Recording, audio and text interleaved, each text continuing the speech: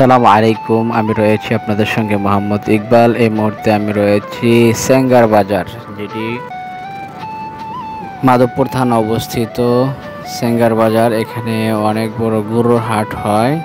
তো আজকে যেহেতু ঈদের পরের দিন গরুর হাটের বাজার অল্প একটু জমেছিল, সেটা শেষ হয়ে গেছে, আমি এসে পাইনি। তো এখানে যেটি পেয়েছি সেটি হলো কাঁচামাল, অর্থাৎ কাঁচা বাজারের বিষয় আমি এখন আপনাদেরকে বলার চেষ্টা করছি। অর্থাৎ কাঁচা বাজারের যে মালপত্র আছে, যেমন শসা, লাউ, তারপরে বটবডি, এসব নিয়ে এখন পর্যন্ত বসে আছে। এই ভাইটি টাকা গুনতেছে। তো আপনারা অবশ্যই দেখতে পাচ্ছেন আমি সেঙ্গা বাজারে প্রবেশ করেছি এবং সেঙ্গা বাজারের যারা সবজি নিয়ে বসে আছে তাদেরকে একটু দেখানোর চেষ্টা করছি।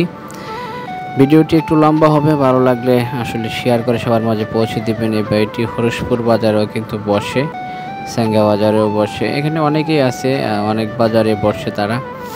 তো যেহেতু সপ্তাহে একদিন করে বাজার হয়, গ্রামের আশেপাশে বাজারগুলোতে সপ্তাহে একদিন করে হয়, তো প্রত্যেক বাজারে তারা বসার চেষ্টা করে। তো অবশ্যই আপনারা দেখতে পাচ্ছেন এখন আমি সেঙ্গা বাজার যে রাস্তার পাশে যারা বসে আছে কাঁচা মাল নিয়ে, কাঁচা সবজি নিয়ে, শাকসবজি নিয়ে, তাদেরকে আমি দেখাচ্ছি আপনাদেরকে। আমি বাজারের ভিতরে এখন যাচ্ছি না, যেহেতু আমি মাধবপুর চলে যাব আর বিকেল হয়ে গিয়েছে, সময় খুবই কম। তো আমি যাওয়ার সময় যে রাস্তার পাশে যারা বসে আছে আমি তাদেরকে দেখানোর চেষ্টা করছি। অবশ্যই আপনারা দেখতে পাচ্ছেন, আমি যতটুকু সম্ভব আপনাদেরকে দেখানোর চেষ্টা করছি এবং আপনারাও দেখে যদি ভালো লাগে তাহলে ভিডিওটা শেয়ার করে সবার মাঝে পৌঁছে দিবেন। এখানে অনেক মানুষই কিন্তু রয়েছে, আশেপাশে কিন্তু সেলুনের দোকান রয়েছে, তারপরে ওষুধের ফার্মেসি রয়েছে। এখানে অনেক বড় একটি বাজার।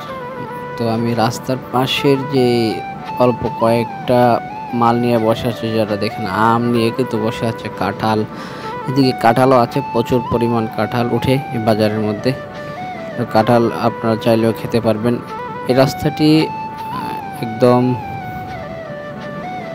ভাঙ্গাচোরা ছিল, সেই রাস্তাটি আলহামদুলিল্লাহ অনেক সুন্দর হয়েছে।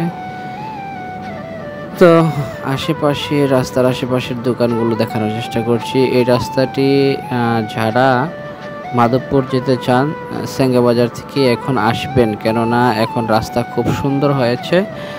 সেঙ্গা বাজার থেকে মাধবপুর যাতায়াতের রাস্তা এখন অনেক সুন্দর হয়েছে এবং ভালো লাগে যাতায়াত করতে। আমি ভয়ে ভয়ে আসছিলাম রাস্তা হয়েছে কি না, সেই চিন্তা ভাবনা মাথায় ছিল। যদি রাস্তা ভাঙা থাকে, অর্থাৎ রাস্তা যদি ভালো না থাকে, তাহলে কিন্তু চলাফেরাটা, মাধবপুর যাওয়াটা অনেক কষ্ট হয়।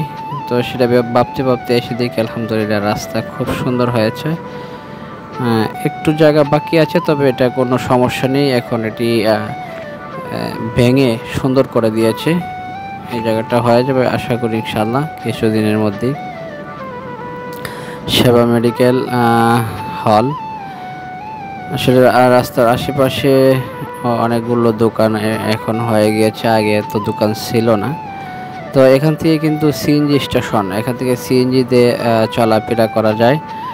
এখান থেকে আমরা মাধবপুরে যাই, এই জায়গা থেকে উঠি। এই যে কাকে দেখে ফেললাম, আমার ভাগিনা, আমার দুইটি ভাগিনা সালাউদ্দিন এবং রাহিম। আসলে তারাও মাধবপুর যাবে, আমি জানি না, তাদেরকে পেয়ে গেলাম হঠাৎ করে। আমি